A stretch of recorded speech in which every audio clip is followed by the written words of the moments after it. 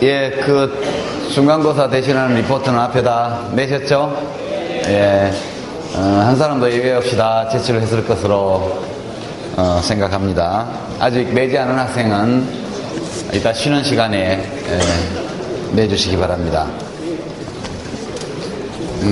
오늘 주제가 지식정보화 시대의 지역발전론인데요. 사실 이 주제는 저한테도 좀 무척 난감한 주제이기도 합니다.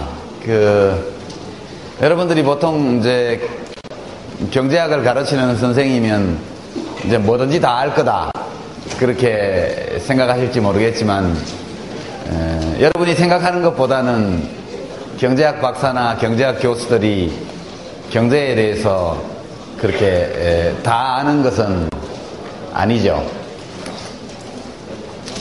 자연과학도 그렇습니다만, 생물학을 예를 들면 아주 많은 세부 분야가 있죠. 생물학에도 식물학도 있고 동물학도 있고, 또 요즘은 더 세분화되어서 진화생물학, 또 유전학 뭐 등등 해서 생물학에도 분야가 굉장히 많습니다. 식물학 하는 분하고 동물학 하는 분하고 만나서 공통적인 거는 이야기가 잘 되겠지만, 어떤 특정한 세부 영역으로 들어가게 되면 이제 서로 간에 잘 모르는 그런 일들이 많이 있습니다.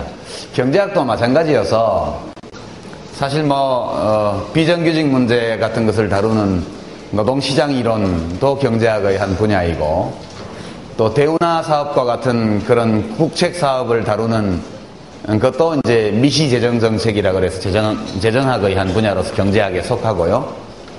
또 요즘 이제 문제가 되고 있는 세계금융공황, 파생금융상품 이런 걸 다루는 금융시장론도 이제 경제정책의 한 분야입니다. 예를 들어서 비정규직 문제를 주로 연구하는 이제 경제학 박사하고 파생금융상품을 연구하는 경제학 교수하고 만나면 대화가 잘 안 되죠. 대화가 잘 안 됩니다. 경제학 전공자끼리 만나서 대화하는 게 경제학자하고 수학자 또는 물리학도하고 이야기하는 것보다 더 안 되는 경우도 많이 있습니다. 이 경제발전론 자체도 굉장히 어려운 분야이고, 그리고 많은 논쟁이 있는 분야입니다. 우리가 이미 좀 살펴봤습니다만, 경제발전도 그냥 경제발전이 아니고 지역경제발전론 이렇게 내려오게 되면 더 복잡한 문제들이 있지요. 그리고 이제 거기다가 앞에 지식정보화 시대 이렇게까지 붙여놨으니까, 이게 저도 주제를 이렇게 정해놓고 나서 무척 오래 강의를 어떻게 할 것인지 고민을 했는데, 참 시원한 그런 설명 방법이 마땅치 않다, 이런 이제 느낌을 가지고 있습니다. 제가 또 깊이 공부해보지 않은 분야이기도 하고요. 그렇지만 오늘 이 자리는 우리가 모두 전문가로서 뭘 다루는 자리라기보다는 이런 문제들을 대체로 상식의 눈으로 어떻게 이해할 수 있느냐를 다루는 자리이기 때문에 함께 공부한다, 이런 기분으로 오늘 강의를 들어주시기 바랍니다. 괜찮겠죠? 저도 모든 경우에 대해서 다 한 칼씩 하는 전문가는 아니거든요. 여러분들과 마찬가지로 저도 배우고 공부하면서 또 여러분에게 그걸 나눠드리는 사람이니까 그렇게 이해하면서 오늘 강의를 함께 해주시기를 부탁을 드립니다.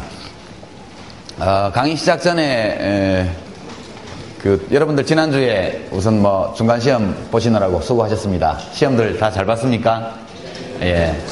대답이 신통찮네. 기말고사 안내를 우선 좀 할까요? 학기말고사를 시험을 어떻게 치를지에 대해서 참 오래 고민을 했는데, 이제는 이제 공지를 해야 될 것 같습니다. 한때 이제 여러분이 대학 입학할 때 쳤던 수능시험 스타일로 객관식 출제를 해볼까, 그렇게 고민을 좀 했습니다. 이게 평가의 편의성을 생각하면 그게 제일 좋거든요. 그 카드에다가 기재하기 해서 그냥 채점도 편하고 또 점수가 딱딱 나오니까 뒷말도 없고 여러모로 좋은데, 그래도 명색이 대학인데 그런 식으로 할 수 있겠냐, 이런 점 때문에 좀 마음이 꺼림직해서 이제 전통적인 대학의 평가 방법을 채택하기로 했습니다. 근데 다만 여러분들의 부담을 좀 덜어주기 위해서는 선택폭을 좀 넓혀야겠다 이렇게 생각을 했습니다. 그래서 시험은 예정된 대로 12월 둘째 주인가요? 우리 조교들 며칠이죠? 12월 금요일이 언제가 되더라? 그럼 달력을 봐야 되는데 12월 17일이 방학이죠. 그 전주 금요일이면 며칠인가요? 12월 12일. 네, 12일이 금요일이 12월 12일 날 시험 보도록 하겠습니다. 뭐 시험 장소 이런 거는 제 생각 같아서는 이렇게 앉아서 해도 괜찮을 것 같은데 학교에서 뭐라고 할지는 모르겠습니다. 오픈북이고 글을 써서 자기 생각을 적는 거기 때문에 조금 복잡하긴 해도 불편하긴 해도 괜찮을 것 같은데 옆에 자료도 놓고 하려면 좀 좁아서 좀 나눠야 되나 그런 고민을 하고 있습니다. 그건 나중에 추후에 공지하기로 하고요. 시험 시간은 90분을 드립니다. 90분을 드리고 문제는 3개를 내겠습니다. 그 중에 하나만 선택해서 여러분이 자신 있는 분야를 쓰면 되겠습니다. 오픈북이기 때문에 여러분이 필요로 하는 모든 자료를 다 가지고 들어올 수 있죠. 이제 이렇게 시험을 보는 이유는 그렇습니다. 대학 교육을 어떻게 볼 것인가 하는 관점은 다양합니다만 제가 보건대는 대학을 졸업하고 대학에서 강의를 듣고 공부를 하면 어느 수준까지 가는 것이 목표냐 할 때 주어진 제한된 시간 안에 주어진 주제 또는 자기가 선택한 주제를 가지고 또 자기가 활용 가능한 모든 자료를 활용해서 얼마큼 깔끔하게 자기 생각을 정리해내느냐 이게 대학 교육에서 매우 중요한 목표라고 생각합니다. 특히 학부에서는 여러분이 나중에 사회에 진출하셔서 직장 생활을 할 때에도 어떤 보고를 쓸 때 무슨 암기해서 글을 쓰는 것은 아니거든요. 그러니까 어떤 자료, 이 문제는 어떤 데이터가 필요하고 그 데이터 혹은 그런 논리는 어디에 보면 있다. 이것을 아는 것이 매우 중요합니다. 이렇게 문제를 드리면 여러분이 충실히 수업을 듣고 자료를 챙기고 어느 정도 공부를 한 학생이라면 대개 어떤 내용이 어디 있다 정도는 알기 때문에 시간 제한이 있으니까 효율적으로 그 시간을 쓰는 학생에게 유리한 평가 방식이 되겠죠. 그렇게 해서 분량 제한은 특별히 두지 않겠습니다. 시간 제한이 있기 때문에 다 쓰는데 한계가 있을 거고요.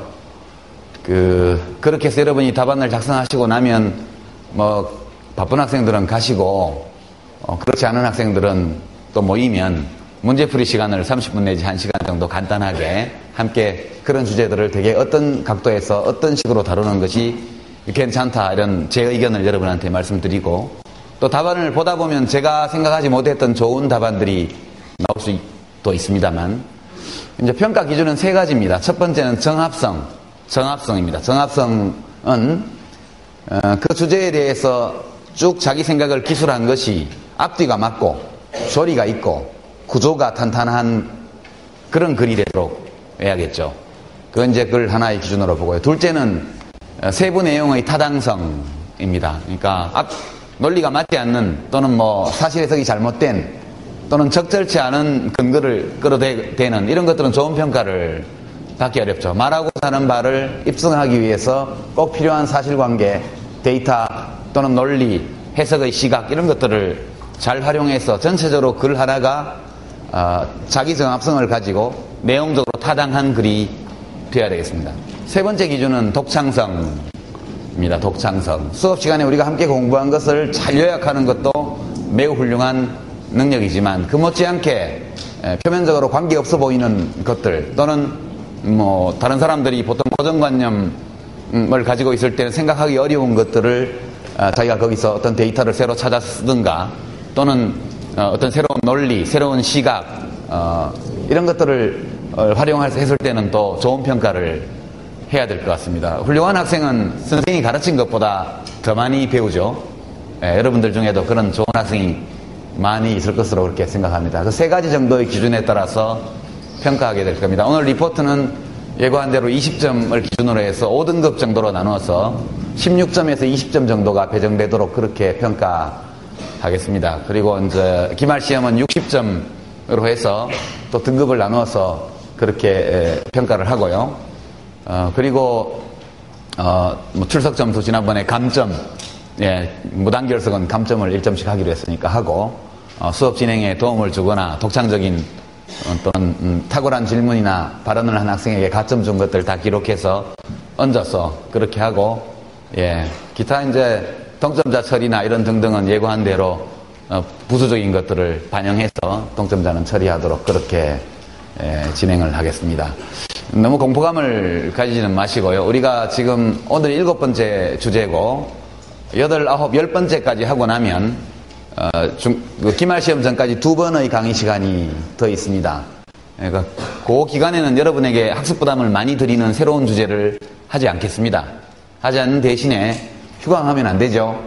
예, 비싼 등록금 내고 배우는데 하나라도 더 배워야 돼요. 그래서 기말 시험 전주, 직전주 금요일 강의 시간에는 글쓰기 특강을 하도록 하겠습니다. 예, 주로 우리가 기말 시험에 출제하게 될 문제, 여러분이 맞닥뜨리게 될 문제 같은 것들을 받았을 때 되게 어떤 방식으로 글을 쓰는 것이 자기 생각을 정리하고 평가자에게 좋은 인상을 주는데 좋은가? 이런 제가 원래 직업이 글 쓰는 사람이니까 특별히 특별 수강료를 받지 않고 글쓰기 특강을 하도록 그렇게 하고요.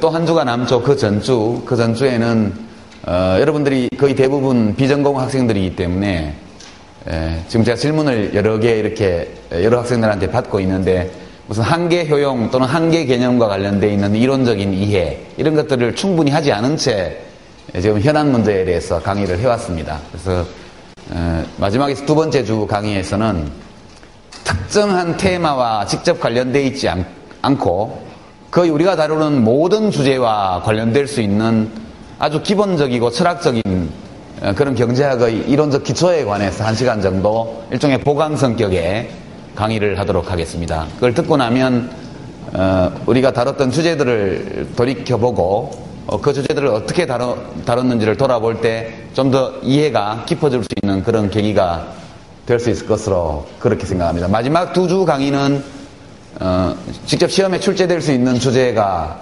등장하지 않기 때문에 여러분에게 좀 부담을 시험 앞두고 덜 수 있지 않았나 하는 생각에서 2번 다 일종의 보충 강의 형식의 강의를 하도록 그렇게 하겠습니다. 네, 그런 정도 기말 시험에 대한 안내를 했는데 혹시 질문? 기말 시험과 관련해서? 예. 학교 규정이 보니까 A부터 C까지 일정한 비율로 평가를 하도록 상대평가로 되어 있어서 제가 마음이 참 안타까워요.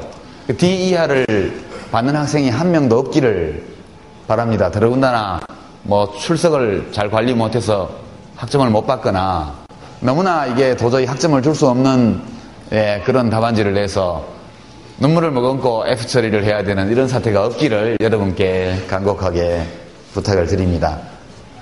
크게 무리한 요구를 하는 게 아니기 때문에 여러분이 다 하실 수 있을 것으로 그렇게 생각합니다. 자, 이제 오늘 주제를 다루도록 하죠.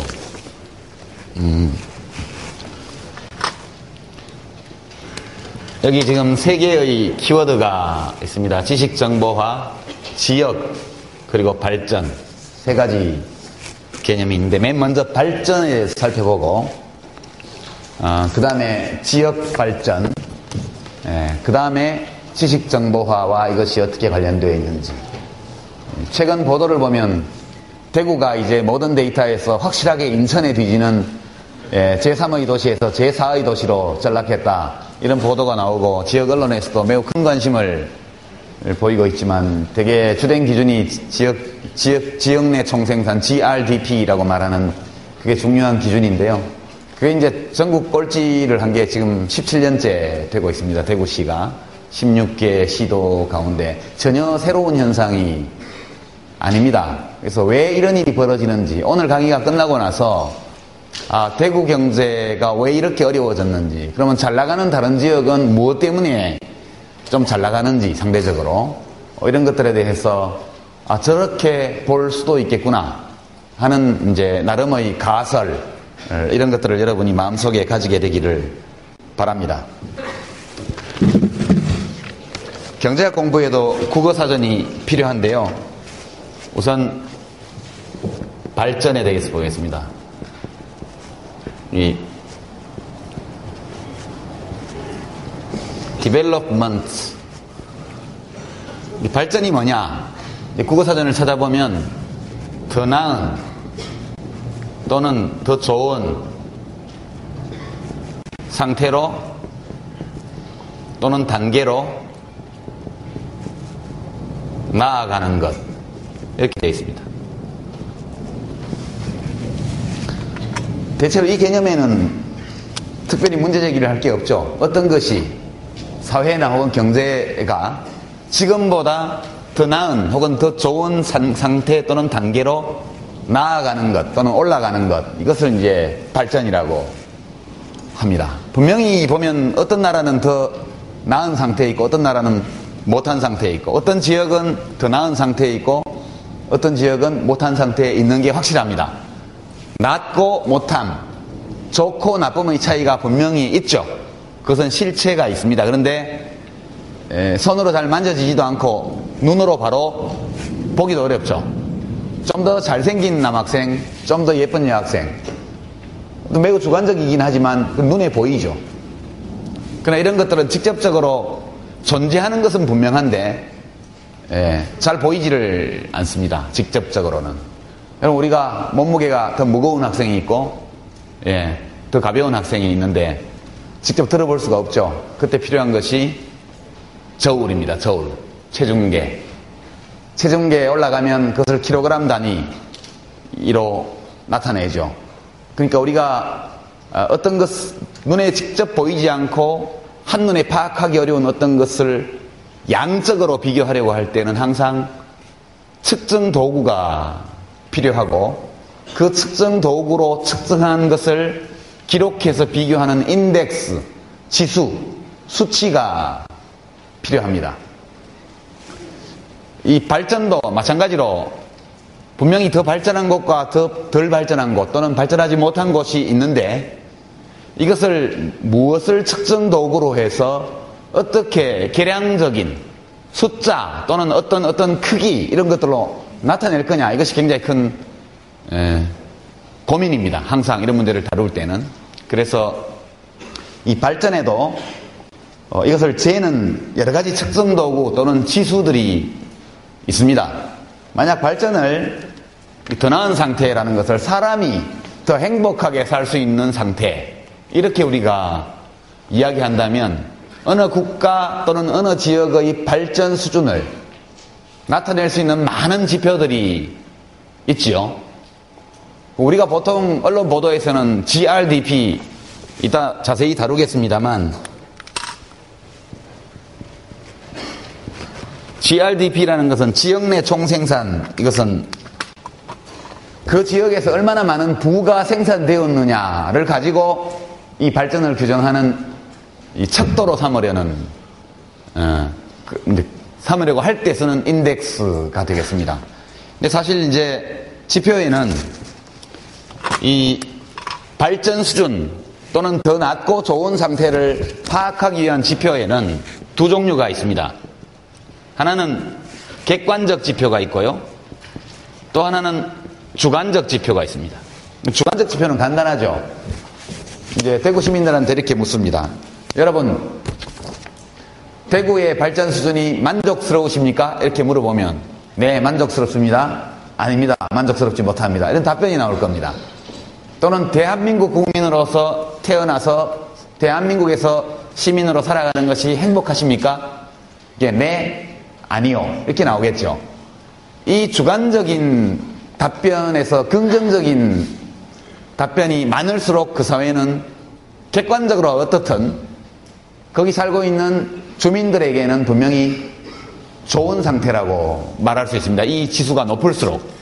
그런 것을 이제 주관적 지표, 이것은 굉장히 조사하기도 쉽고 비교하기도 수월한 그런 겁니다. 근데 왕왕 사람들의 인식은 그 객관적 지표와 동떨어지는 경우가 대단히 많습니다. 실제로 객관적 지표를 보면 괜찮은데 주관적으로는 죽겠다고 아우성을 치고, 때로 객관적으로 보면 별 볼 일이 없는데 사람들은 굉장히 행복한 것도 있습니다. 전 세계를 대상으로 각 국민의 행복지수 조사를 해마다 하는데 1등 한 나라가 옛날에는 좀 다른 이름이었는데 바누아투 바누아투라는 나라입니다. 그게 아주 조그만 나라인데요.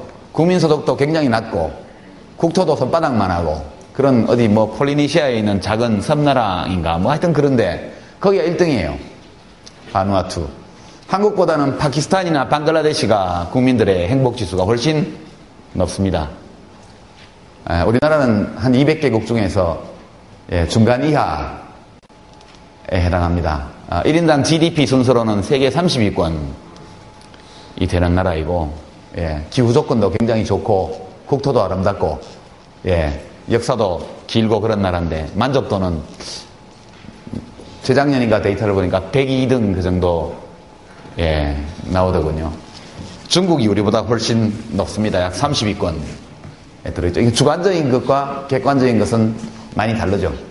그래서 사람들은 객관적인 지표를 함께 고려합니다. 이 객관적 지표에도 온갖 것을 다 쓸 수 있죠. 예컨대 범죄율, 범죄가 없는 나라는 기본적으로 긴장도가 덜하고 좀 좋은 나라이기가 쉽습니다. 미국은 범죄율이 엄청 높은 나라죠. 뭔가 문제가 있다는 뜻입니다. 어느 사회에서 갑자기 범죄율이 치솟으면 그 사회가 어떤 비정상적인 또는 바람직하지 않은 어떤 상황에 직면해 있다는 것을 의미합니다. 뭐 도로율, 뭐 인터넷, 초고속 인터넷 접속률, 그죠? 그것은 굉장히 그 사회가 편리한 의사소통을 할 수 있는 상태에 있는 나라다. 물가 수준, 또 뭐 상하수도 정비율, 그러니까 또는 뭐 심지어는 길거리에 돌아다니는 65세 이상 할아버지 할머니 중에 이빨이 빠지고 없는 개수, 평균적으로 65세 이상 할머니 할아버지들 중에서 이빨이 몇 개 없냐, 그것도 굉장히 의미 있는 지표입니다. 그것은 그 사회의 복지 수준을 한눈에 가늠할 수 있는 척도 중에 하나거든요. 교통사고율, 수질오염도, 대기오염도, 이런 것들은 사람이 길 가다가 차에 치여 죽을 확률, 또 물과 공기가 오염되어서 질병에 걸릴 확률과 관계되어 있는 것이죠. 빈곤율, 빈곤율도 매우 중요한 지표 중에 하나고요. 대도시의 녹지율, 뭐 이런 것도 될 수 있고요. 주요 질병의 발병 또는 전문용어로 유병률, 그 사회의 결핵 환자가 전체 인구의 몇 %냐, 기생충 감염률이 몇 %냐. 우리 대한민국은 1960년대 기생충 감염률이 약 90% 가까웠다고 제가 한번 언제 얘기한 적 있죠? 없나요? 그 당시에 여러분들은 잘 모르겠지만 기생충 퇴치협회라는 게 있었습니다. 제가 초등학교 다닐 때에는 학교에서 성냥갑처럼 생긴 통하고 조그만 비닐봉지를 다 나눠줘가지고 대변을 받아오라고 그랬죠. 그래서 그걸 받아와서 담임선생님한테 제출하면 그걸 기생충 퇴치협회에 다 보냅니다. 거기서 감염 검사를 한 다음에 감염된 학생들은 학교에 가면 알약을 이만큼씩, 지금은 구충제가 초콜릿처럼 맛있는 거 하나인데 그때는 회충약 따로, 요충약 따로, 뭐 편충약 따로 다 있었어요. 여러 개 걸리면 약을 이만큼 먹어야 돼요. 그래서 90% 가까운 기생충 감염률을 20년 동안에 1% 미만으로 떨어뜨린 나라가 대한민국입니다. 대단한 나라죠. 이 UNDP 역사상 이렇게 짧은 기간에 완벽하게 기생충을 정복한 나라가 없었다고 그럽니다. 우리나라는 구충제 생산에 굉장한 비교 우위를 가지고 있는 나라고요. 기생충 퇴치 사업에 아주 좋은 시스템을 가지고 있는 나라여서 이걸 그 해외 원조에 많이 씁니다. 실제로 한국의 기생충력은 매우 우수합니다. 이걸 너무 잘해가지고 문제가 생겼죠. 기생충 퇴치협회가 80년대에 들어와서 할 일이 없어졌습니다. 전국의 지역 조직까지 다 가지고 있었던 막강한 단체였는데 기생충이 다 없어지니까 기생충을 퇴치하는 사업이 없어졌죠. 그래서 그것이 이름을 싹 바꿨습니다. 그것이 오늘날의 건강관리협회. 여러분 건보공단에서 국민건강보험에서 무료 건강검진 하라고 할 때 안내장에 보면 16개 시도의 지부조직이 다 있습니다. 이 기생충 퇴치협회입니다. 전신이 이야기하다 보니까 이렇게 되는데, 또 우리나라만큼 빠른 시간 안에 출생률을 세계 최저로 떨어뜨린 나라도 없었죠. 그 일을 열심히 하는 것이 가족계획협회. 박정희 대통령 시절에는 부녀회장님이 시골에서 어느 집 며느리가 둘째 낳았다 그러면 총알같이 와서 손잡고 수술하러 데리고 왔죠. 그렇게 열심히 해서 출생률이 낮아지면 표창을 했습니다. 그렇게 극성스럽게 한 결과 출산율이 세계 최저가 되어가지고 그 가족협회가 해체되기 일보 직전 같습니다. 일이 없어서. 요즘 인구보건복지협회인가 이렇게 이름을 바꿔가지고 출산 장려 운동을 굉장히 열심히 하고 있습니다. 이런 데이터들이 다 영아 사망률, 그죠? 영아 사망률 이런 것들도 굉장한 중요한 지표입니다.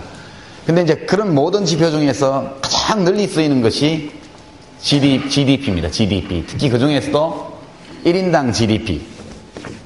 객관적 지표의 왕. 한 사회의 발전 수준을 측정하는 지표로서 가장 널리 그리고 가장 비중 있게 사용되는 지표가 바로 GDP입니다. 그래서 잠깐 기본 개념에 대해서 설명하고 다음 논의를.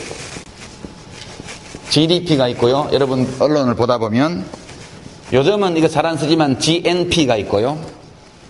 그 다음에 GNI가 있고요. 뉴스에 나오죠. GNI 증가율, GDP 증가율 5%, GNI 증가율 2%.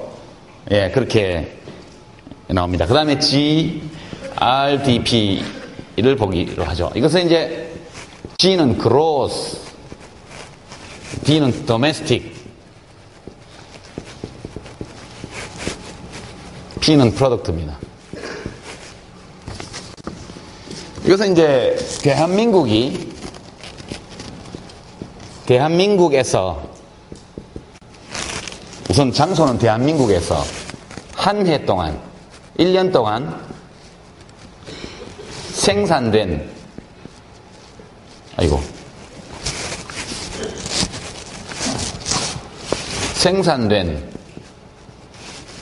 부가가치 또는 최종 생산물을 말합니다. 대한민국에서 1년 동안 생산된 부가가치 또는 최종 생산물입니다. 이게 중간 생산물은 빠져야 돼요. 예를 들어서 쌀 재배를 하는 농민들이 1억 원어치 쌀을 생산을 했습니다. 거기는 농기구, 농약 이런 거 하나도 안 쓴다고 가정하고 그냥 맨 땅에 가서 손으로만 해서 그렇게 그 1억 원어치 생산했다고 그러죠. 그걸로 이제 쌀국수 회사가 그걸 쌀을 사가지고 다 국수로 만들었어요. 국수가 2억 원어치가 됐습니다. 그리고 이제 그 국수를 갖다가 쌀국수 전문점에서 요리를 해가지고 3억 원어치를 팔았다고 그러죠. 처음에 쌀값은 1억 원, 국수값은 2억 원, 그리고 식당에서 판 국수 요리값은 3억 원이라고 하죠. 이때는 GDP는 3억 원만 계산하는 겁니다. 왜냐하면 1억 원과 2억 원, 그러니까 최초 1억 원은 2억 원 속에 포함되어 있는 것이고, 그 다음 그 2억 원은 최종 소비재인 국수 요리값 3억 원 내에 포함되어 있는 것이기 때문에 그 3억 원은 최종적으로 농민과 국수 회사와 그리고 식당에서 생산된 부가가치는 3억 원이 되겠습니다. 전체를 다 합치면 6억 원이 되겠죠. 전체가 생산된 것은 6억 원이지만 부가가치, 새롭게 생산된 가치는 3억 원이 된 거죠. 시장에서 거래된 것은 6억. 그 중에서 새로 생산된 가치는 3억 원. 그래서 최종 생산물의 가치 또는 부가가치라는 것은 그런 뜻입니다. 그러니까 중간 생산재는 다 빼고 최종적인 상품과 용역, 상품과 서비스로 시장에서 거래된 것. 그래서 부가가치세를 보면 중간 제품에 대해서는 부가가치세를 다 면제받죠. 부가가치세는 최종적으로 여러분 VAT, Value Added라고 합니다. 부가가치가 Value Added Tax라고 그러죠. VAT, 부가가치세가. 그것은 소비자가 내는 겁니다. 최종 생산물을 구입하는 소비자가 제품값의 10%를 부가가치세로 내고요. 자기가 중간 생산품을 거래하는 경우에는 자기가 사온 원료에 붙었던 부가가치세, 그것도 돌려받고 그렇습니다. 그런 식으로 해서 부가가치세는 최종적으로 사업자들이 내지만 나중에 그것이 중간재라는 것을 증명하면 다 돌려받게 되어 있습니다. 최종적으로 소비자가 내는 10%만이 부가가치세가 되는 것이죠. 다 이런 원리 때문에 생기는 겁니다. 이해가 되죠? 이것은 우리나라 대한민국 안에 있습니다. 대한민국이라는 이 국경 안에서 생산된 모든 재화와 용역, 재화와 서비스의 가치, 최종 생산품의 가치가 되겠습니다. 그러면 GNP는 뭐냐? GNP는 이것은 똑같고요. 이건 내셔널이 여기 들어갑니다. 차이는 여기 대한민국 자리에 대한민국 국민이 들어가는 겁니다. 대한민국 국민이 1년 동안 생산한 최종 생산물의 가치 합계 또는 부가가치의 합. 그러니까 박찬호 선수가 미국에서 금년에 연봉이 별로죠.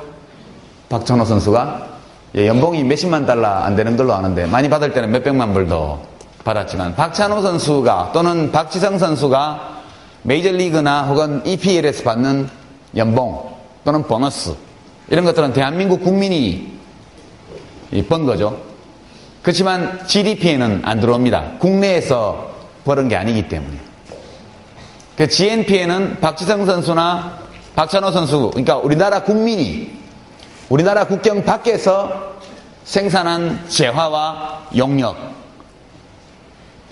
가치가 여기 들어가는 겁니다. 그 대신 대한민국 안에 생활하고 있지만 여기서 생산 활동을 하지만 외국인이 와서 대한민국 국내에서 이 활동을 한 거 이건 다 빠져나가죠. 뺍니다. 예를 들어서 네팔에서 온 산업연수생이 여기서 받은 봉급 또는 미국 투자자가 우리나라 주식을 사가지고 배당을 받은 거 이런 건 다 밖으로 빠져나갑니다. 이것은 GDP에는 들어가지만 GNP에는 포함되지 않죠. 기준이 내셔널이기 때문에 국적이 기준입니다. GDP는 domestic이라는 것은 공간을 나타내는 거기 때문에 공간적으로 대한민국 국경 안에서 이루어진 것은 전부 다 GDP에 들어갑니다. 차이를 아시겠죠? 예. 이 GDP를 요즘 즐겨 쓰는데 보통 GNP는 안 씁니다. 두 가지 이유 때문인데요. 하나는 국제 간 거래 또는 노동력의 이동이 워낙 많아졌기 때문에 과거에 비해서 이제는 GNP와 GDP의 차이가 커지는 경우가 많이 있습니다. 그래서 국내 경기의 변동이라든가 이런 것들과 무관하게 국내는 불경기인데 밖에 나가서 많이 벌면 GNP는 올라가는 수가 있습니다. 그 둘 사이의 차이가 커져서 GDP를 쓰는 게 낫다 그런 거고요.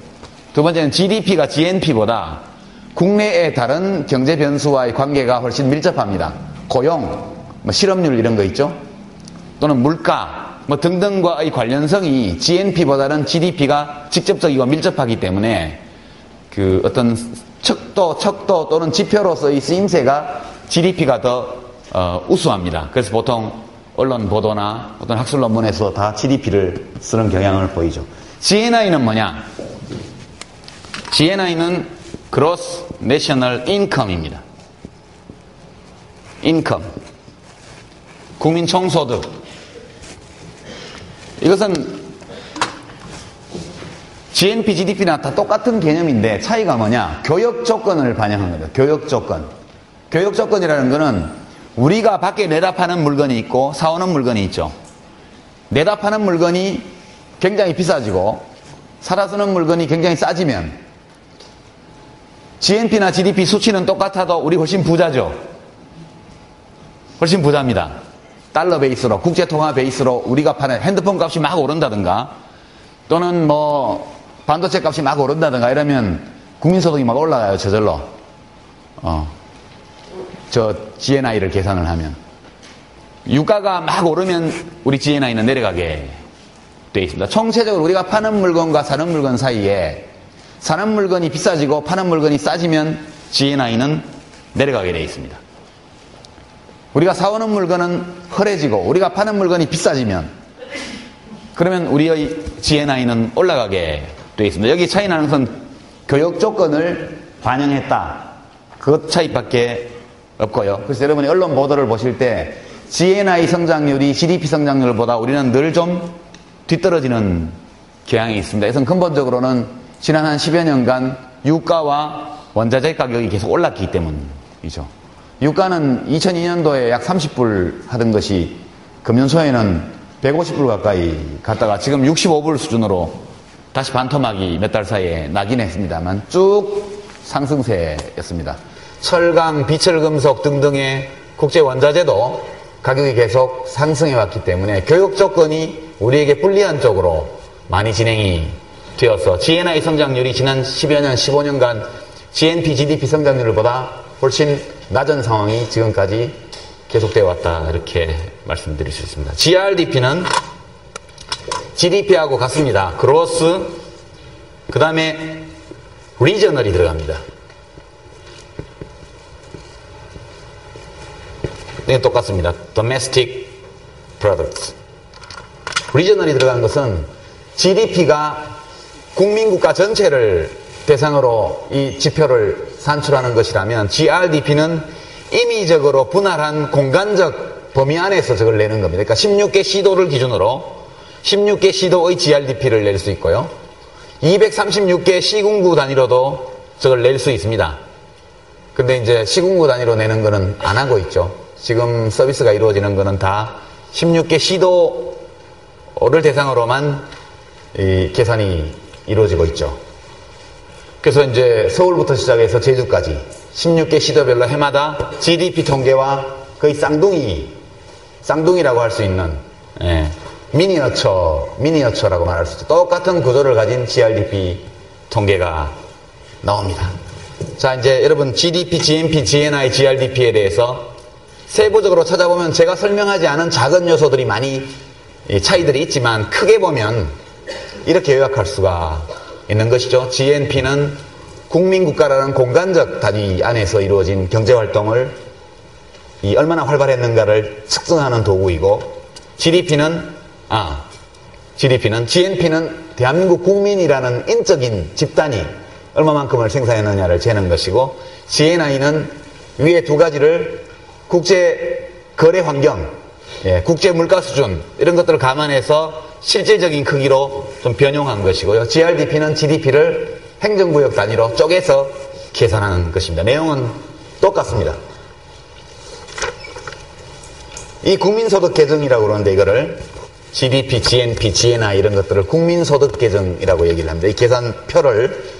근데 여기는 많은 문제가 있습니다. 문제를 자세히 설명하지는 않겠지만 이것이 좋은 척도이긴 한데, 좋은 지표이긴 한데 이것만 가지고 한 사회의 발전 수준을 측정하기에는 너무나 무리라는 거죠.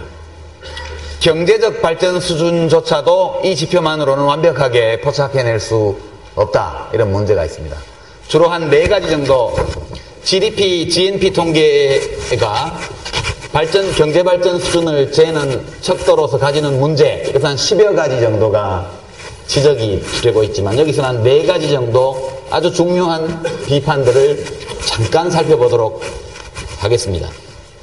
경제적 발전 수준을 측정하는 도구로서의 국민소득 계정, GDP의 문제라는 것은 주로 크게 4가지 문제가 있습니다.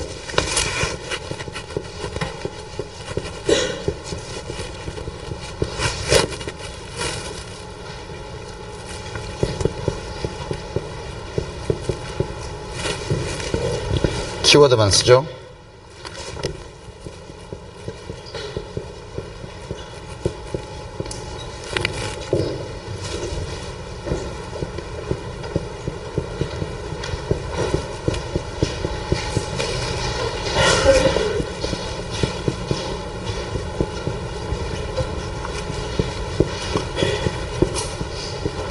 첫 번째 문제는 GDP 통계는 시장에서 거래된 재화와 용역의 가치만을 보는 겁니다. 근데 우리가 소중하게 우리들의 복지를 증진시키는 많은 재화와 용역 중에서 시장에 거래 안 되는 게 많죠. 어떤 게 있습니까? 주부의 가사노동. 주부의 가사노동. 요즘 남자도 가사노동을 많이 합니다만 여하튼 소위 DIY, Do It Yourself, DIY라고 일컬어지는 폭넓게는 자기 스스로 생산하고 자기 스스로 소비하는 자급자족적 생산. 이거는 시장에서 거래 안 되죠. 그러니까 이제 이게 GDP 통계에는 전업주부들의 또는 전업 남자의 그 노동의 가치가 전혀 반영되어 있지 않습니다. 되게 전업주부의 한 달 노동의 가치를 200 몇십만 원 그렇게 계산을 하던데요. 그렇게 계산해 보면 우리 GDP 통계가 확 증가할 겁니다, 아마. 그래서 저걸로 다 재일 수가 없어요. DIY가 많이 이루어지는 나라는 그렇지 않은 나라와 비교할 때 GDP상으로 똑같아도 DIY가 많이 이루어지는 나라는 복지 수준이 훨씬 높고 경제발전 단계가 높은 나라입니다. 두 번째는 여기에는 시장에서 거래된 것 중에 합법적인 거래만 포함됩니다. 시장에는 합법적 시장이 있고 암시장이 있죠. 암시장. 예, 블랙마켓이라고 얘기를 하는데 암시장. 대표적인 암시장이 어떤 게 있습니까? 마약시장, 그 다음에 성매매가 이루어지는 시장이 전부 다 암시장입니다. 만약 우리가 성매매를 합법화한다면, 예, GDP 성장률이 단박에 높아질 겁니다. 통계상, 예, 통계가 확실치는 않지만, 우리나라에서 성매매와 직간접적으로 관련된 암시장에서 일하는 사람의 숫자가 적어도 100만 단위는 넘어갈 거다. 이런 추정치들이 있습니다. 예. 그거를 다 GDP 통계에 넣게 되면 저절로 경제성장이 이루어지겠죠. 예. 마약, 포르노, 법적으로 유통이 금지되어 있는 많은 것들이 거래되는 암시장, 예. 과외시장, 과외. 여러분들 중에도 국세청에 신고하지 않고 아르바이트 하는 학생들 많죠? 예. 대학생 아르바이트 중에 최고 부가가치가 높은 것이 애들 가르치는 거잖아요. 국세청에 신고되는 경우는 거의 없습니다. 예. 이런 것들은 불법은 아니지만, 예. 이 GDP 통계에 포착이 안 되는 그런 겁니다. 예컨대 제가, 한 달에 한 1억 원쯤 버는 쪽집게 논술 강사로 강남으로 진출했다. 예, 그러면 심각한 문제가 되겠죠. 참여정부 타락 어디까지 가나. 예. 서로 국세청에 소득신고를 다 하고 한다 하더라도 일국의 장관을 지낸 사람이 비윤리적인 고액과에 종사한다 이렇게 문제가 될 겁니다. 이런 아주 비경제적인 드러는 합리적이고 또는 불합리한 이유 때문에 우리나라에는 실제로 그 통계에 포착 안 되는 시장이 많이 있습니다. 이거 다 양성화하면 GDP가 저절로 올라갑니다. 우리나라가 초고속 성장을 하는 과정에서 왜 저개발 국가들은 성장률이 높을까? 중요한 이유 중에 하나가 이 측면입니다. 그 전까지 이미 존재하고 있었지만 시장에서 거래되지 않는 형태로 생산이 이루어지고 소비되던 것들이 사람들이 이제는 직장에 다니기 시작하고 뭘 사먹게 되고 이렇게 되니까 하는 일은 똑같은데 다만 이제는 거래에 포착될 따름이에요. 이것을 비공식 부문이 공식 부문으로 양성화된다고 얘기를 합니다. 저절로 GDP 통계에 더 많이 해가 갈수록 잡히게 되어 있습니다. 그래서 경제성장이 일정 부분 이루어져서 사회적 분업이 정착된 곳에서는 비공식 분야가 공식 분야로 양성화되는 과정에서 오는 GDP 상승 이 효과가 없어지기 때문에 일반적으로 선진국들은 성장률이 훨씬 낮습니다. 그죠? 예. 이제 우리나라 정도면 5% 정도 하면 엄청 잘한 거예요. 예, 욕심을 버려야 됩니다. 우리가 과거 10%, 9% 할 때는 성장률 자체도 높았지만 비공식 부문이 공식화되는 과정에서 오는 일종의 거품 또는 착시 현상이 같이 포함되어 있었기 때문에 그걸 너무 과대평가하면 곤란하다. 그런 교훈을 얻을 수 있겠습니다. 무자료 거래 이런 것도 다 여기 포함됩니다. 시장에서 할매들이 동네 밭에서 캔 나물 들고 나와서 파는 거 포착 안 되죠? 예, 이런 것들이 과거에는 광범위하게 있었지만 지금은 거의 없는 게 과거와 지금의 차이 중에 하나입니다. 세 번째는 레저의 가치가 반영되어 있지 않습니다. 예컨대 소득이 1억 원으로 똑같은 두 사람이 있다고 하죠. 1억 원 연소득이 한 사람은 일주일에 30시간만 일하고 한 사람은 60시간 일해요. 누가 더 높은 경제적 수준에 있을까요? 당연히 30시간 일하는 사람이죠. 그 사람의 나머지 30시간을 다 일을 한다면 2배를 벌 수 있겠죠. 레저라는 것은 현금 소득을 포기하는 것입니다. 레저를 누린다는 것은.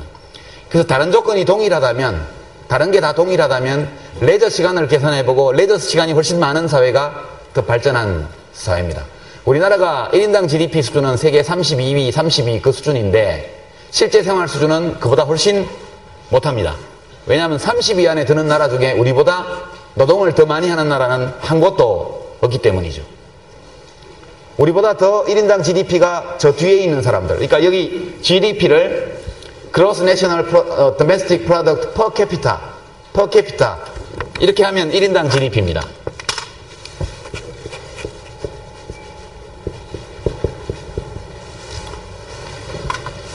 이 per capita는 라틴어죠. 두당,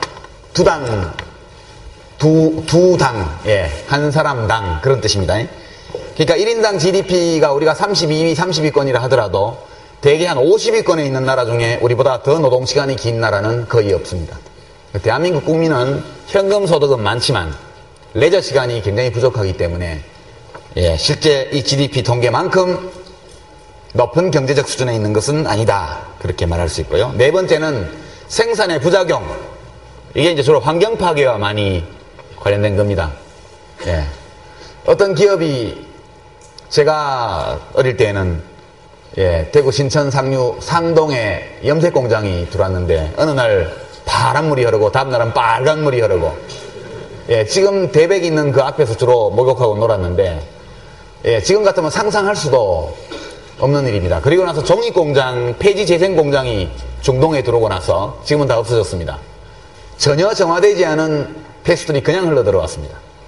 그래서 그 폐수에서 내려앉은 종이 찌꺼기 이런 것들이 신천 바닥에 가라앉아가지고 발을 디딜 수 없을 정도로 제가 초등학교 5학년 무렵에 벌어진 일입니다. 그 당시 대통령께서 공해 문제를 누가 얘기하니까 내가 다 먹을 테니까 걱정하지 말고 해 이렇게 하셨다는 소문이 있는데요. 예, 그렇게 해서 강을 오염시키고 나면 그럼 수질 정화를 해야겠죠? 그러면 국가가 환경 예산을 책정해서 발주를 합니다. 하수 종말 처리장 짓고 그죠? 무슨 뭐하고 해서 수질 정화를 합니다. 비용이 엄청 들죠? 예, 그것은 GDP 상승으로 연결되죠. 원래 깨끗한 강을 오염시킨 다음에 그것이 오염되기 전의 상태로 최소한 돌아가도록 하는데 어마어마한 돈이 들어가는데 그 돈은 전부 다 누군가의 소득으로 귀결됩니다. 거기 들어가는 모든 재화와 서비스는 전부 GDP에 기록되게 돼 있죠. 그래서 환경 가치가 이 GDP 통계에는 전혀 포함되어 있지 않습니다. 어찌 보면 환경을 많이 파괴할수록 GDP는 올라가는 측면이 있습니다. GDP 올리면서 파괴하고 파괴한 거 복구하면서 또 GDP 올리고 예, 이 외에도 아주 많은 문제점들이 지적이 되고 있는데 왜 쓰냐? 다른 대안이 없기 때문이죠. 예, 다른 대안이 없기 때문입니다. 이거보다 더 좋은 지표도 없기 때문에 더 개선된 GDP 지표를 만들기 위한 노력이 있었습니다. 이 주부의 가사노동을 반영한 GDP 통계나 주로 이제 페미니스트 GDP라고 말할 수 있죠. 예, 여성 전업주부의 가사노동을 GDP 통계에 포함시키는 거. 또 한편으로는 그린 GNP라고 그래서 이것은 환경론자들의 GDP입니다. 이거 환경 가치를 포함시켜서 하는 건데 모두가 다 실무적인 기술적인 어려움에 부닥쳐서 쓸 수 없는 지표들입니다. 그래서 할 수 없이 GDP 통계를 쓰는 것인데 이 점들을 고려해서 여러분이 그 가치를 받아들이시기 바랍니다. 이제 국민계정에 대해서 한번 통계를 한번 잠깐 볼까요? 이제 이론적으로는 이렇게 되어 있는 건데 실제로 이 척도를 어떻게 사용을 하고 있느냐. 예. 제일 첫 표지, 이건 이제 보도자료입니다. 옛날에 재정경제부에서 냈던 국민소득계정 보도자료인데요. 대개 한 4월달이나 5월달이 되면 전년도에 국민소득이 얼마나 되었는지에 대해서 해마다 이제 보고가 있게 됩니다. 그러니까 2007년도 거를, 예, 그 2008년 봄에 통계를 처음 냈을 때 저기 P자가 붙은 건 이게 추정치라는 뜻입니다. GDP 성장률은 2006년 5.1%, 2007년 5%였고요. 이 뒷거는 분기별로 한 거니까 안 보셔도 되고, GDP를 어느 산업 분야에서 얼마나 생산했나 이렇게 보면 늘렸나 보면 제조업은 6.5% 성장하고 건설업은 1.8%, 서비스업은 4.8%, 농림업은 1.1% 성장해서 5%가 됐습니다. 그 다음에 이제 우리가 지난번에 봤던 Y는 그죠? 좌변에 Y 국민소득이 있고 우변에 소비, 투자, 정부 지출, 해외 부문 이렇게 있던 방정식을 기억하시죠? 예, 지난 시간에 봤던 거. 거기 보면 민간 소비가 4.5% 늘었고 투자 중에 설비 투자가 7.6% 늘었고 건설 투자가 1.2% 늘고 재화 수출이 12% 늘고 수입이 10% 늘어서 그렇게 해서 5.0%가 늘어났습니다. 그리고 국민 총소득은 아까 우리가 봤죠? 여기 지금 GDP가 5.1 성장했는데 2.6 성장했습니다. 2006년도에도 고유가 행진이 있었죠. 2007년도는 이때는 5.0% 성장인데 좀 나아졌습니다. 이런 식으로 데이터가 나옵니다. 신문에 가끔 보다 보면 뭐 설비 투자 증가율이 어떻다, 건설 투자 증가율이 어떻다 이렇게 말하지만 건설이라는 것은 여기 지금 마이너스 0.1%, 1.2% 성장하는 0.3%, 1.8% 성장하는 가운데에서도 우리 국민소득은 5.1%, 5%. 지난번에 우리가 봤지만 건설업이 차지하는 GDP 종사자 숫자에서 차지하는 비중이 한 7% 정도 됐습니다. GDP 전체에서도 건설업이 차지하는 비중은 그리 높지 않습니다. 이렇게 건설업이 헤맸음에도 불구하고 이 정도 GDP 상승이 이루어졌고 제조업 분야가 생각보다 많이 성장하고 있죠. 되게 수출 상품이 제조업 상품이 많았기 때문에 일어난 현상입니다. 다음 페이지 보시죠. 여기 보면 우리 돈으로 따져서 보면 2004년도가 780억 달러, 2007년도에 900억 달러. 달러로 하면 여기 한 1조 달러 거의 가까이 되죠? 1조 달러. 1조 달러. 이게는 이제 억 달러니까 9,699억 달러니까요. 그 1조 달러. 1인당 GNI는 여기 GNI를 썼습니다. 여기 2007년도에 1,862만 원 되고 달러로 하면 약 2만 달러, 2만 45불, 2만 50불, 최종적인 게 아마 2만 50불 정도 됐을 겁니다. 환율 영향도 좀 있고 금년에는 연평균 환율이 어떻게 될지 모르지만 아마도 15,000달러 내지 16,000달러 선에서 끝날 가능성이 현재로서 매우 높아 보이죠. 그럼 넘어가 보죠. 여기 이걸 한번 보겠습니다. 지난번 방정식을 한번 이건 그냥 넘어갑시다. 이건 아까 본 거를 자세히 보는 거니까요. 요거 보시면 요거 2000년 가격이 기준입니다. 인플레 물가 인상 때문에 수치가 높아지는 것을 이제 보정해서 2000년 물가 수준을 100으로 하고 이제 그 나머지를 거기 다 맞춰서 가격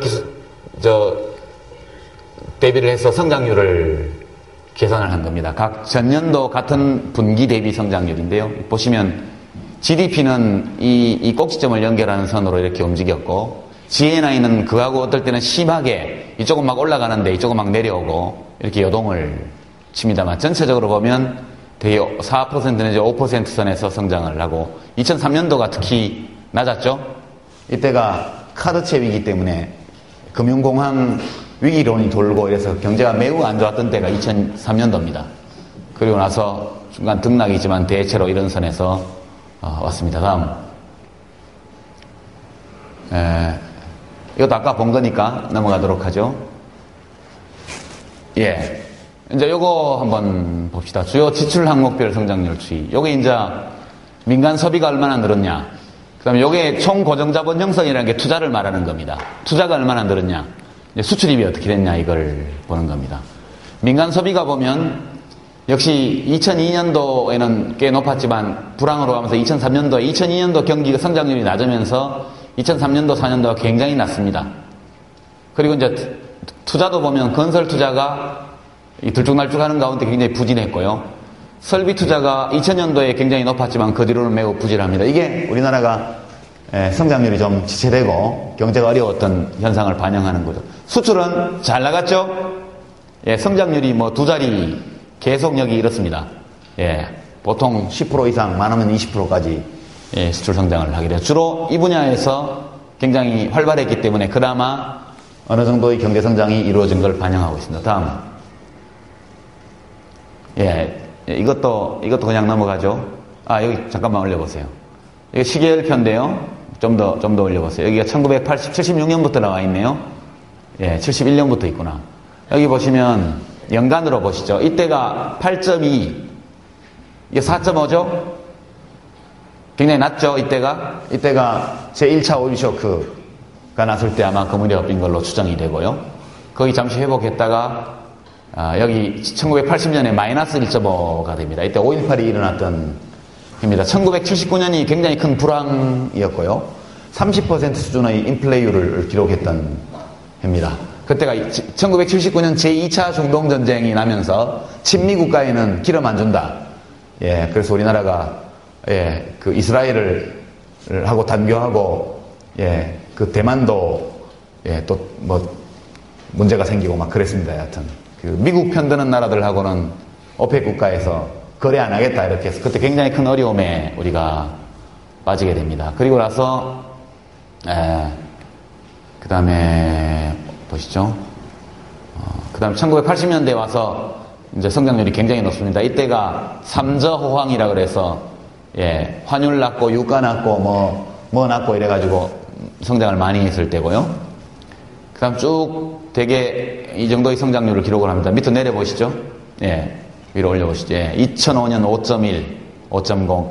2000년대에 들어와서는 되게 성장률이 부진을 면치 못하고 있죠. 이때 98년도가 IMF 왔을 때입니다. 97년에 IMF 오고 마이너스 6.9. 그리고 빨리 회복해서 9.5가 됐는데 이때 소비가 굉장히 많이 늘었습니다. 카드 돌려막기. 사람들이 소득이 줄었는데 소비를 엄청 해가지고 이때 위기가 2001년, 2002년 이때 현실화가 되고요. 거기서 겨우 회복된 게 2006년, 2007년 이렇게 되겠습니다. 다음 넘어가 보죠. 이거는 이제 경제활동, 그러니까 GDP 성장률에 어느 분야가 얼마나 기여했느냐 이거 보는 건데요. 2007년도를 한번 보죠. 여기 5% 성장인데 이때 농림업은 기여한 게 없고 관공업이 좀 제조업하고 기여를 했고요. 이런 것들이 조금 있고 서비스업이 제일 많이 기여를 합니다. 넘겨보시죠. 그게 끝인가요? 다음 페이지. 이것만 보고 이제 넘어가도록 하겠습니다. 2007년도만 보도록 하죠. 내수 분야가 3.6, 투자가 0.7, 그 다음에 수출 수입의 차가 1.4죠. 5%니까 5% 작년에 성장을 했으니까 3.6에 여기 0.7하면 4.3 되나요? 여기 차이가 1.4죠. 그럼 넘네. 이게 왜 넘지? 통계상 불일치형인데 0.7 내수가 3.6 4.3 4.3에 1.4가 되는데 통계상 오차가 있어야 되는데 왜 없지 이게? 수출, 수입. 이건 뭐가 좀 이상하다. 5.0. 내가 통계표를 처음에 볼 때는 문제가 없었는데 작년 걸 볼까요? 이게 내수. 작년에 5.1, 여기가 4.1, 1.1, 5.2. 여기도 역시 안 맞네. 여기 마이너스 0.3이 있으니까. 그래도 안 맞는데 우리가 뭘 좀 잘못 읽고 있는 것 같은데. 이건 넘어갑시다. 나중에 다시 보고, 이거 봅시다. 이거를 보면 좀 나을래나? 다시 봅시다. 2000년 가격 기준으로. 내수 2.5, 2007년도에. 성장 0.53, 수출 4.7. 조금 내려보시죠. 이게 통계가 이렇게 돼 있구나. 내수가 이 두 개를 합친 거네요. 그죠? 내수가 최종 소비 지출 민간과 총 자본 형성 이걸 다 합친 게 내수네. 2.0, 0.5에서 합쳐서 2.5가 되고요. 수출이 4.7인데 여기서 수입을 빼야 되는데 좀 내려보시죠. 최종 수요. 기여율. 예, 그렇게 되고, 기여율을 보면 상대적 비중이 내수가 34.3%, 그 다음에 총 자본 형성이 6.7%, 재화 서비스 수출이 65.7%. 이것도 100%가 안 맞네. 우리가 해석을 잘못했나? 이것도 34.3과 65.7을 합치면 이게 맞네. 그죠? 내수 중에서 최종 소비 지출이 27.6, 그 다음에 총 자본 형성이 6.7, 이렇게 합쳐서 34.3. 그러니까 국내 소비와 국내 투자를 합친 것이 34, 수출이 차지하는 것이 65. 예, 기여율이 그렇게 됩니다. 아까 데이터를 아까 위에 것도 그렇게 여러분이 읽어보시면 되고요. 내수 부문이 취약하다 이런 보도를 여러분 많이 보셨죠? 우리 GDP 상승률이 5%였지만 2007년도에 내수가 아니고 수출이 주도한 성장이었다라고 말할 때 기여도를 보면 1대2의 비율로 수출 쪽이 더 많습니다. 그게 이제 이 국민계정에서 나타나는 특징입니다. 다음 보시죠. 예, 이건 그냥 넘어가고요. 쭉 넘겨보십시오. 예, 여기까지 보겠습니다. 그냥 여기까지 보고. 이걸 제가 보여드린 거는 데이터는 전부 올려놨으니까 한번 들여다보시고요. 국민계정에서 GDP, GNP, GNI, 또 지난 시간에 우리가 봤던 좌변에 공급이 있고 우변에 수요, 소비 수요, 투자 수요, 정부 지출, 해외 부문, 이렇게 연결되어 있던 그 방정식이 실제로 여기 어떻게 반영되어 있는가, 이걸 한번 살펴본 겁니다. 그리고 대개 그런 모든 지표에서 제일 중심적인 역할을 하는 것은 GDP 통계가 되겠습니다. 다음 자료를 한번 보여주시죠. 이게 이제 시도별 GRDP입니다. 이런 것을 메타 통계라고 그러는데요. 메타 통계. 비평에도 메타 비평이 있죠. 메타라는 것은 한 단계 올렸다는 뜻입니다. 국세청이나 통계청 홈페이지에 국가통계 포털에 들어가 보면 GRDP 통계가 있습니다. 근데 저는 그전에 그걸 못 느꼈었는데, 모르고 있었는데, 이걸 하다 보니까 지금 문제를 느낍니다. 저 통계청에서 발표를 할 때 지역별 GRDP 통계만 내놓지 1인당 퍼캐피타로 계산해서 내놓지를 않아요. 그 해마다 발표를 하는데 증감률이 해마다 어떻게 되는지도 통계를 안 냅니다. 굉장히 불친절한 통계죠. 연구자들이 알아서 하라, 그런 뜻입니다. 특히 달러 베이스로 할 때는 굉장한 애로사항이 따라요. 연간 그 평균 환율을 어떻게 계산하는지에 따라서 다 달라지기 때문에. 그래서 연구자들이 내는 논문에 보면 통계들이 들쭉날쭉한 경우가 대단히 많습니다. 국가기관이 어째서 메타 통계를 내지 않는지 그래서 이해가 통 안 되는데요. 그래서 바빠서 정리를 하다 보니까 96년부터는 2001년까지는 메타 통계를 내놓은 자료가 있습니다. 동아일보. 그래서 그걸 참고를 했고요. 뚝 뛰어서 2006년도는 원화로 계산을 한 데이터를 16개 시도별로 봤습니다. 1996년부터 보면 여기 대구를 보시죠. 7,594. 예, 달러 베이스입니다. 이게 없죠? 더 낮은 데가. 예, 더 낮은 데가 아무리 찾아도 없습니다. 97년도 역시 꼴찌, 98년도 꼴찌, 99년도 꼴찌, 2000년도 꼴찌, 2001년 꼴찌, 2006년도 통계를 지금 제일 최근 통계인데요. 여기 1124만원. 전국 평균이 1775만원. 전국 평균은 약 3분의 2 수준이고, 압도적으로 높인 곳은 울산. 그 전까지는 경남이 괜찮았어요. 그죠? 경남이 전국에서 가장 높았죠. 근데 갑자기 98년도부터 경남이 거의 꼴찌로 갑니다. 왜냐? 울산이 광역시로 분리되었기 때문에. 울산이 지금 3,862만원. 전국 평균의 2배가 넘죠. 예, 그러니까 이제 대구는 울산에 몇 분의 1이죠, 이게? 예? 3분의 1이 안 되죠? 3분의 1이 좀 안 됩니다, 그죠? 예. 약 3.5분의 1 정도에 해당됩니다. 근데 이제 이 GRDP 통계는 과연 그 지역의 경제적 발전 수준을 말해주는 걸까요? 물론 말해주는 거죠. GDP 통계가 그 국가의 경제 수준을 말하는 것처럼. 그러나 아까 말한 GDP 통계의 허점은 GRDP 통계에서도 그냥 다 있는 거죠. 이걸 보고 대구가 전국에서 제일 가난하다, 그렇게 말할 수 없죠. 여기 통계는 안 가져왔지만 지역별, 시도별 지출국민소득이라는 통계도 있습니다. 그러니까 이것은 생산한 액수고요. 사람들이 돈을 벌어서 쓴 액수를 보면 대구는 상당히 높아요. 왜냐?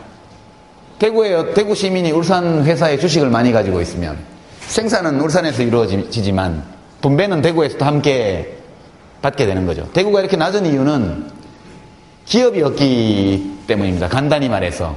거기서 재화와 용역의 생산이 이루어지지 않기 때문이죠. 이것은 전부 다 재화와 용역이 생산된 것을 잡아내는 통계인데, 대구는 재화와 용역이 생산되는 공간으로서의 기업이 별로 없기 때문에 이 GRDP 통계는 이게 노태우 대통령 시절에 꼴찌됐죠. 91년도인가에 꼴찌돼서 지금까지 계속 꼴찌입니다. 만약 경북을 보시죠. 경북은 대구보다 훨씬 높죠. 대구에 거의 2배 가까이 되죠. 왜냐하면 산업시설이 포항 뭐 등등 이런 구미 이런 경북 지역에 있기 때문입니다. 근데 구미에 회사 가지고 있는 사람은 대구에 살죠. 예, 법물동, 지산동 이런 데도 살고 황금동에도 살고, 예, 그렇습니다. 그리고 이제 대구 내에서도 시군구별로 해보면 아마 수성구 같은 데는 굉장히 낮을 겁니다. 생산이 성서공단이라든가 뭐 이런 데서 그나마 이루어지잖아요. 그렇지만 대구에 돈 있는 사람은 다 수성구에 산다. 이렇게 경북대학 교수님들도 수성구에 무지하게 많이 사시던데요. 생산이 이루어지는 건 여기죠. 북구인가요? 예, 그렇지만 주거지는 수성구죠. 그러면 수성구가 제일 가난하냐? 그렇지 않죠. 아마 대구 시내에서 시군구 자치구별 GRDP 통계를 내면은 아마 수성구가 꼴찌일지는 모르지만 거의 꼴찌는 확실합니다. 거의 기업이 거의 없다시피 하기 때문에. 그렇지만 수성구가 제일 못 사는 동네냐? 제일 잘 사는 사람들이 있는 동네죠.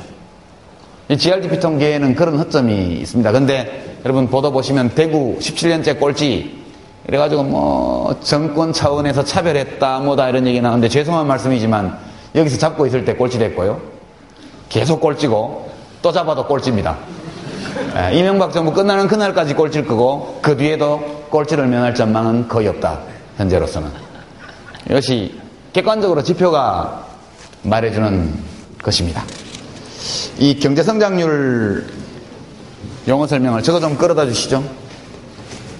예, 자료는 됐고요.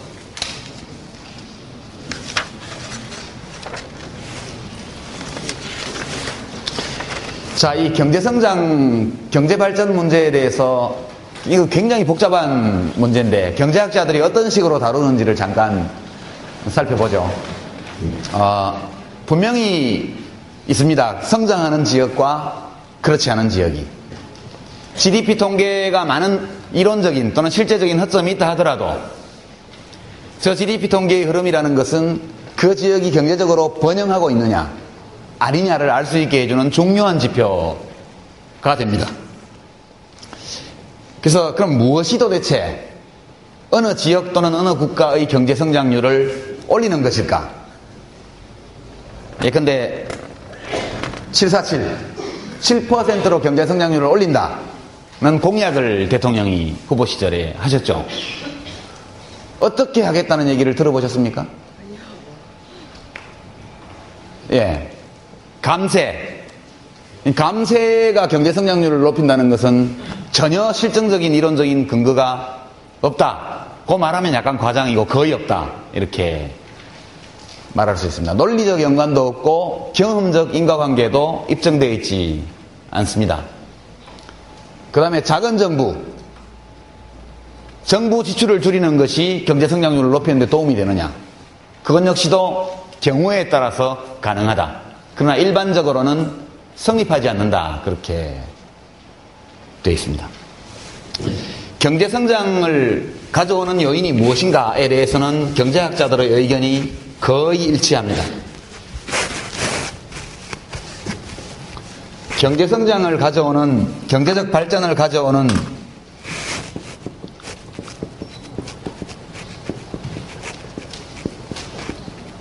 경제 성장을 부르는 요인.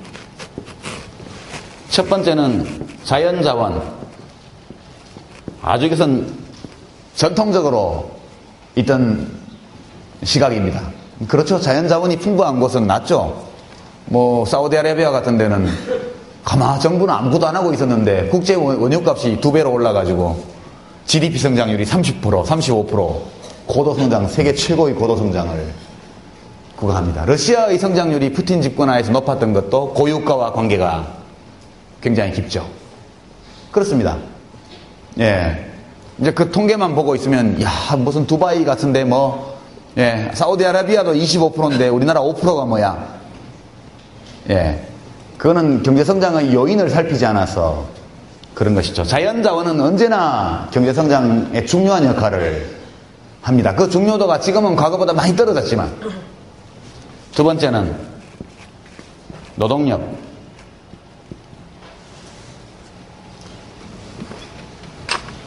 혹은 인적 자본. 예. 세 번째는 기술. 이 세 가지가 어느 지역의 경제성장을 가져오거나 또는 경제적 몰락을 가져오는 요소다라는 데에는 아무도 부정하는 사람이 없고 모든 경제학자들의 의견이 통일되어 있죠. 근데 문제는 어디냐면 이것들이 서로 어떤 관계를 맺고 있느냐,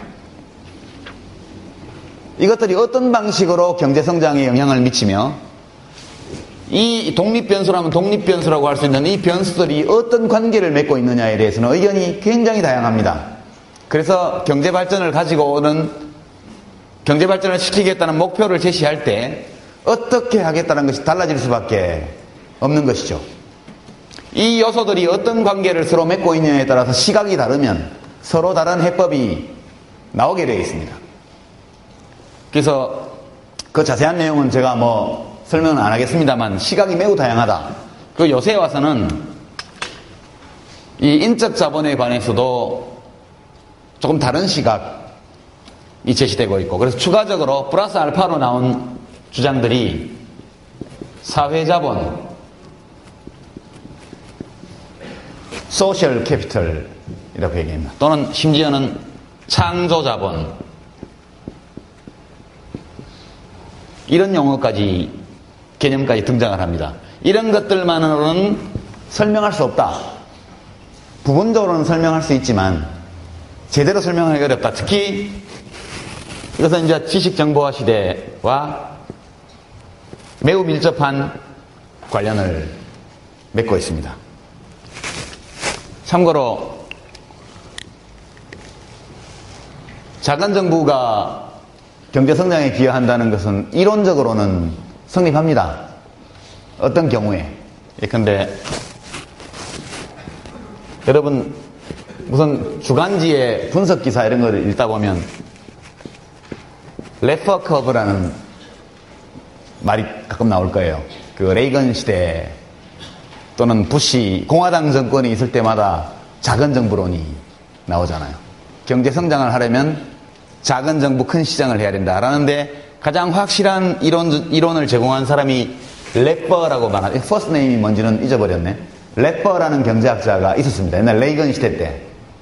이 사람이 어느 날 점심때 어떤 고위관리와 밥을 먹으면서 자기의 이론을 냅킨에, 레스토랑 냅킨에 써서 보여줬다고 그러죠. 그래서 그 관료가 굉장히 감동을 받아가지고 그 사람을 백악관으로 데리고 갔는데 새로 적을 시간이 없어서 냅킨째 그냥 들고 갔다. 백악관으로. 레퍼 커브라는 게 있습니다. 우리가 흔히 선 가로축, 세로축 이렇게 하고 여기 가로축에는 세율, 여기는 세로축에는 세수 영역입니다. 세율과 조세 수입 사이의 관계에 대한 겁니다. 세율이 0이면 조세 수입이 얼마죠? 0. 세율이 100%면 어떻게 될까요? 세율이 100%면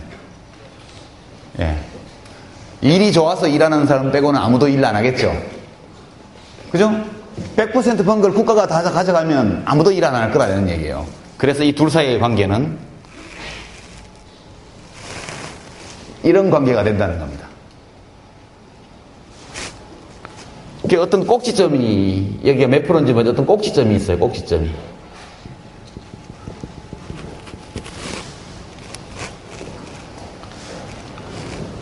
이야기는 사람들이 세율이 높아지면 높아질수록 자기가 돈 벌었는데 국가가 뺏어가는 게 많으니까 일을 덜 하게 된다는 뜻입니다. 그래서 세율 증가에 따라서 세수가 쭉 느는 게 아니고 일정 부분 가면 감소하기 시작한다는 거죠. 속도가. 그래서 어느 점에 가면 더 이상 세수가 늘지 않고 세율을 더 올리게 되면 사람들이 일을 진짜 안 하게 돼서 소득 자체가 별로 발생을 안 하니까 당연히 세율이 계속 높아질수록 세수도 떨어진다. 이런 얘기입니다. 만약 미국이 여기 있다면, 미국이 현재 여기가 A라고 그러죠. A점에 있다면 이때 세수를 올리는 길은 세율을 올린다 내린다? 세율을 내리면 세수가 올라가게 돼 있어요. 그죠? 세율을 내리면 사람들이 너무 좋아. 와, 국가가 돈 뺏어가던 게 줄었어. 열심히 일해야지. 이제 그전에는 1억 원 벌면 4천만 원, 3천만 원 뺏어가는데 이제는 2천만 원 밖에 안 뺏어가니까 더 열심히 일해야지 내 몫이 커지니까. 이렇게 해서 일한다는 논리입니다. 그러니까 미국이 만약 여기 있다면 세율은 여기 TA가 되겠죠. 여기서 내려주면 된다는 겁니다. TB까지 내려줘도 세수는 똑같다는 거죠. 훨씬 낮은 세율인데 조세 수입이 똑같다면 GDP는 엄청나게 많이 성장해 있어야 그 성립이 되겠죠. GDP, 국민소득 중에서 일정 부분을 세금으로 뗀다고 할 때. 이것이 작은 정부론 혹은 감세론의 이론적 근거입니다.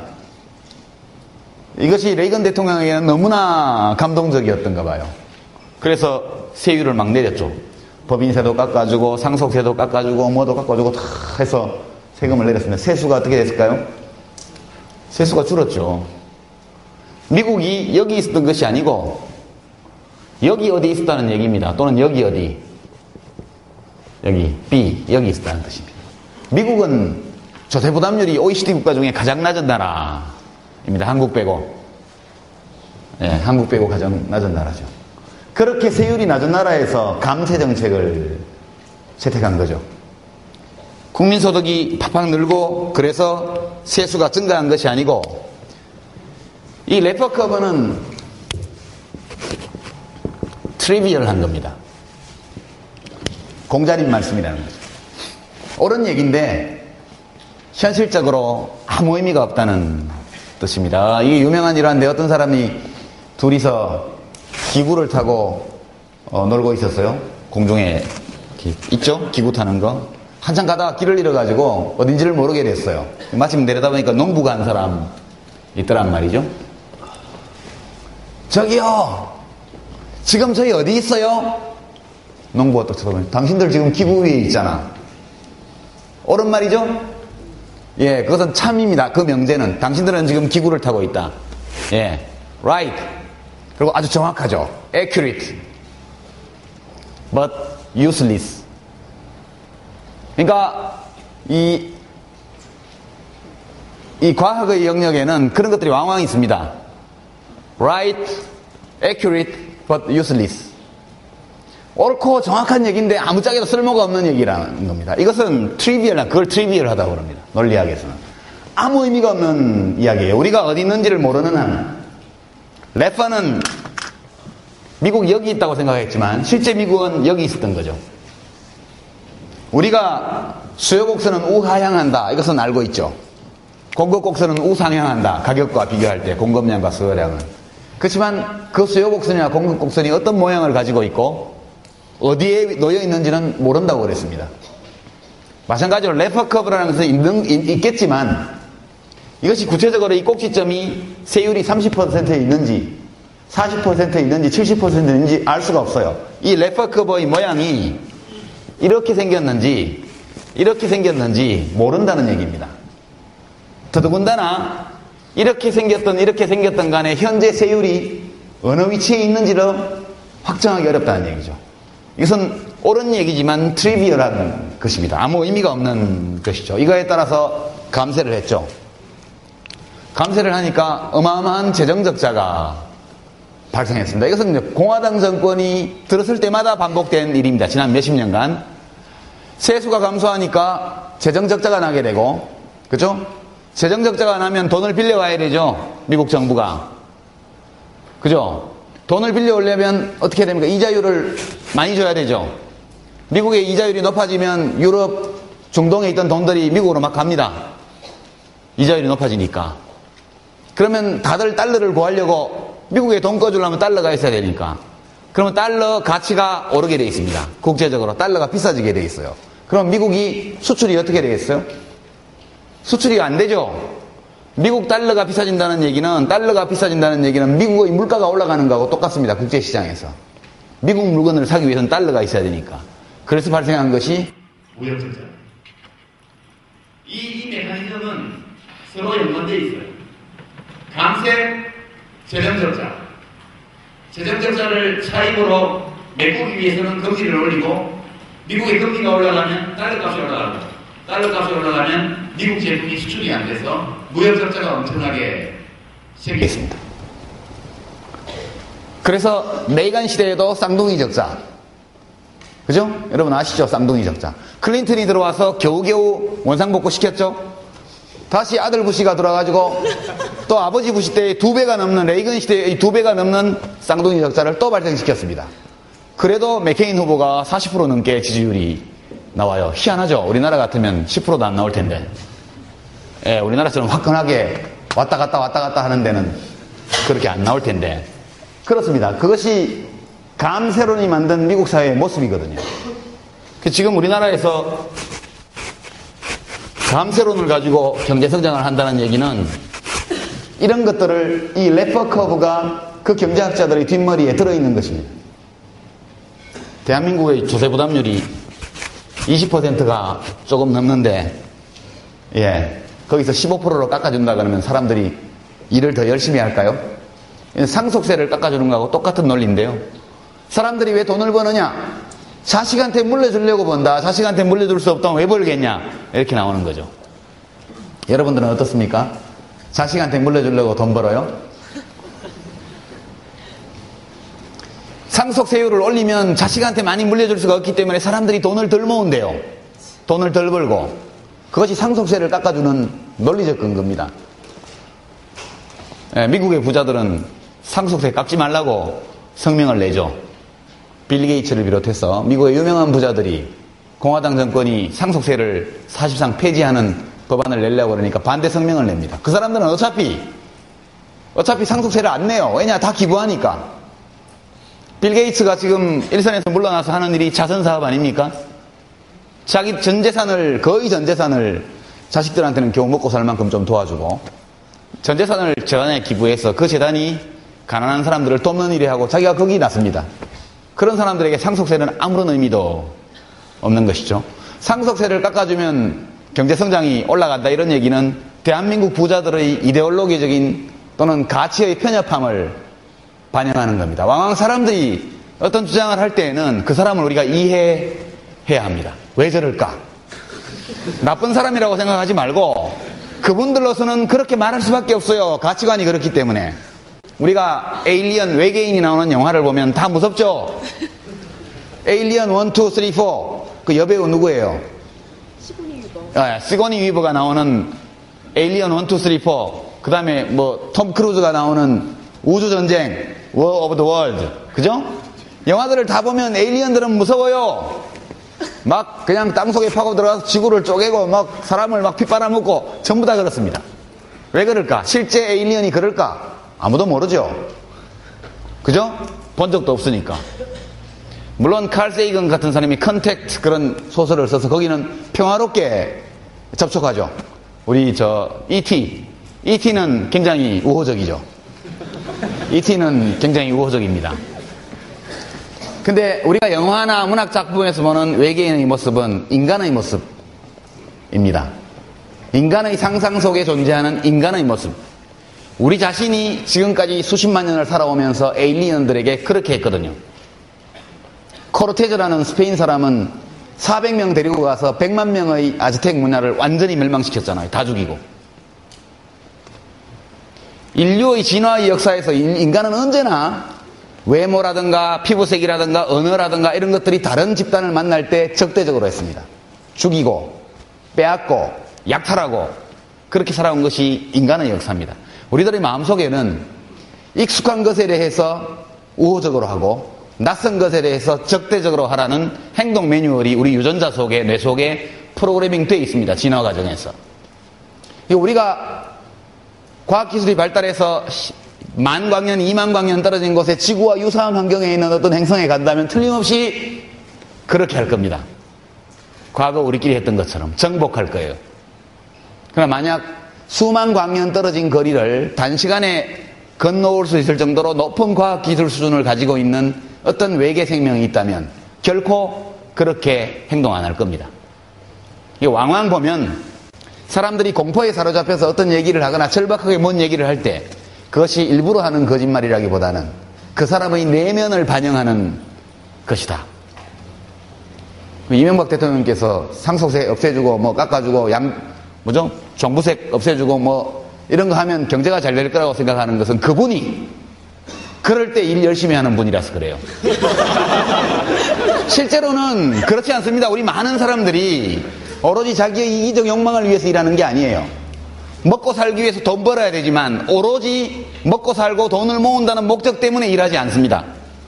우리들은 일하면서 그 안에 많은 인간적 가치를 녹여내고 있고 우리들의 삶 속에서 자기가 번 돈으로 많은 인간적 가치를 실현하는 이타적인 일들을 하면서 사는 존재거든요. 그런 사람은 절대로 그런 세금들을 그렇게 하지 않습니다.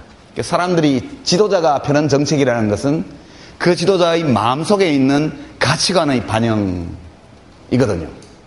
우리가 만약 감세를 계속해 나간다면 거의 미국과 유사한 상황에 직면하게 될 것이다. 저는 그렇게 생각하고 있고요. 종부세 폐지로 인해서 이미 대구시의 복지정책에는 심각한 장애가 이미 발생하고 있다는 점을 여러분께 함께 말씀을 드립니다. 좀 쉬고 아까 빗금 자본, 노동력, 천연자원 거기에다가 창조자본, 지식자본 이런 얘기를 했죠. 사회적 자본.